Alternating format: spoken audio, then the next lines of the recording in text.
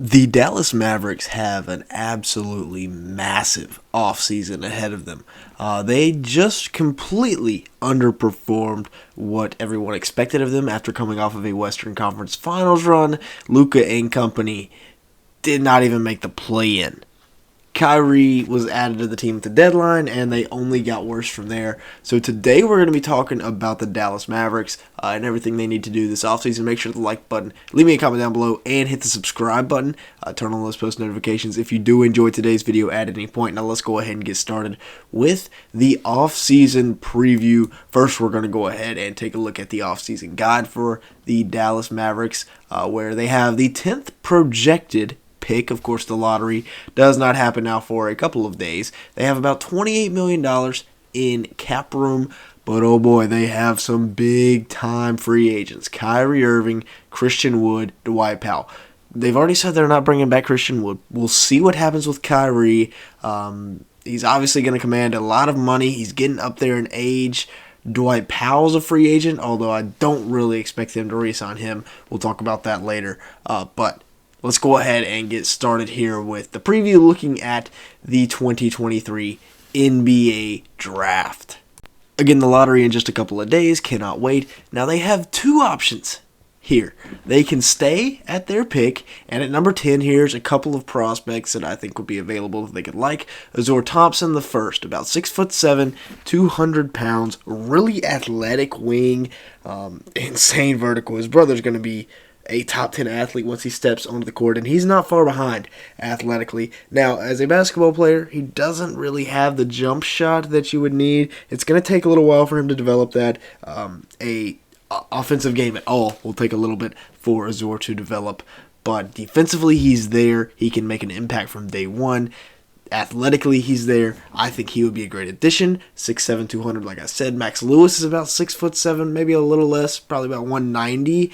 But I think he could be a big-time addition, too. You talk about a guy, true two-way player. He can slide right in there at the three, and he can defend, he can score, he can knock down the three ball. Was a little bit less efficient in the second half of the season than the first half, but I have no worries. I'm still pretty high on Max Lewis as a prospect, and I think he is going to be a big-time contributor for whatever team drafts him from day one.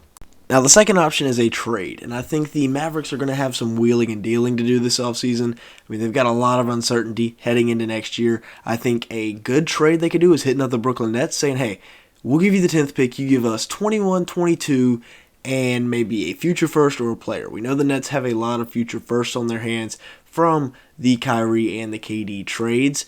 Maybe you get one of these guys. I think 21 and 22 would be a little bit...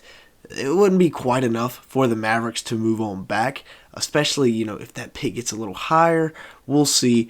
But Joe Harris here, he is a guy that, he's not that great anymore. He has a big contract, but he can knock down the three ball. Maybe the Nets just throw him in. Seth Curry he's going to be a free agent, but I really like Seth Curry. I think he could be a key part to this Dallas Mavericks team because of his ability to shoot the three ball off of Luka Doncic, or maybe Cam Thomas, who has been frustrated in Brooklyn. They continue to not give him playing time, so maybe he becomes a Dallas Maverick, although you would have Jaden Hardy here already. I'm not sure the situation there. But if you do trade back, here's some of the prospects I really like for you.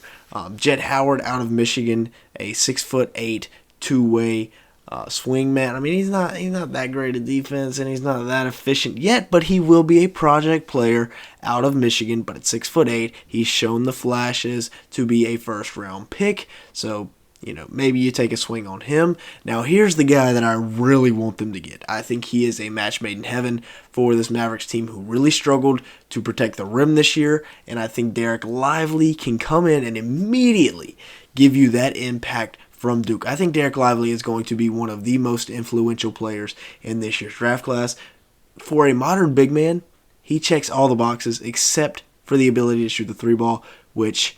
he showed some of that. I mean, I know it was AAU, but he showed some of that. And then Dariq Whitehead, another guy that, due to injuries, has slid down the draft board, projected top 10 pick earlier in the process, is now a late first-round pick, can play defense, can score, 6'8", really, really good build. I think Dariq and Derek Lively, I think bringing in the two Dukies would be really nice.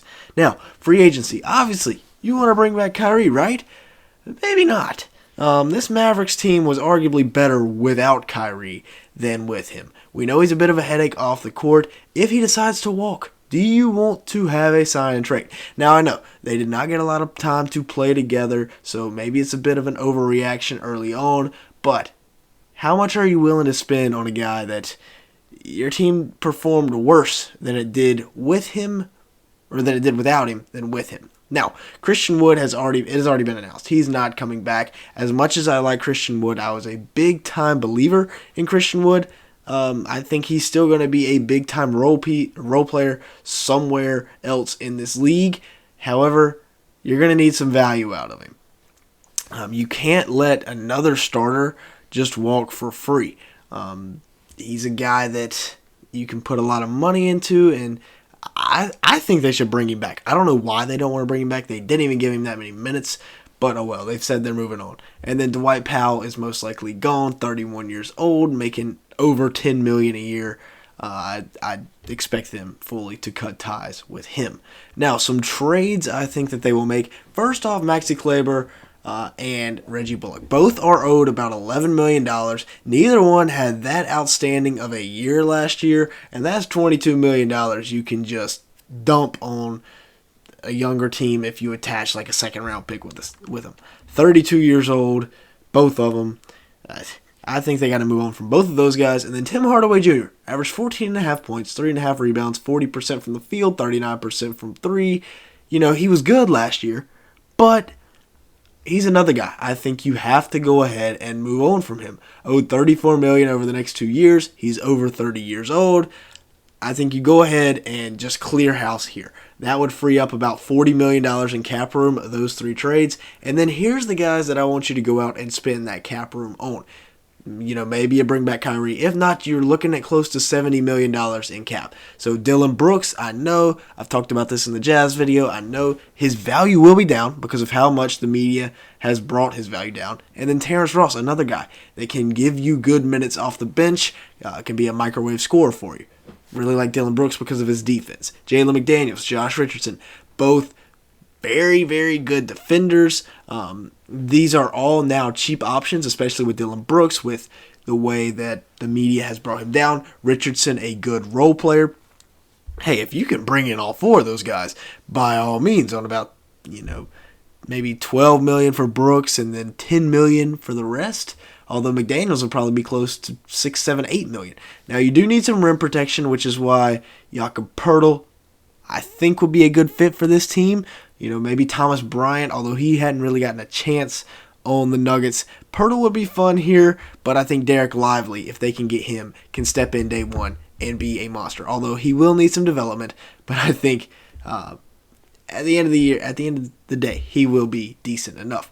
Now, here are all of the picks that the Dallas Mavericks have. Of course, this 2023 pick was going to the Knicks, but now it is protected, so I believe they now get the 2024 pick, although I'm not sure. You still have 2025, 6, 7, and 8. 2029 is going to be in Brooklyn, however. So, maybe you can make some magic happen with these picks, via the trade market, although I would really like you to bring in all those free agents that I said. Just 3-and-D wings, as many as you can get to go with Jaden Hardy, Josh Richardson, Luka Doncic, and whoever else they keep, and then a rim protector. But with that being said, that's going to be it for today's video. Thank you so much for watching. Make sure to like button, leave me a comment down below, and hit the subscribe button. It'll really help us out in the YouTube algorithm. And with all that being said, thank you so much for watching today's video.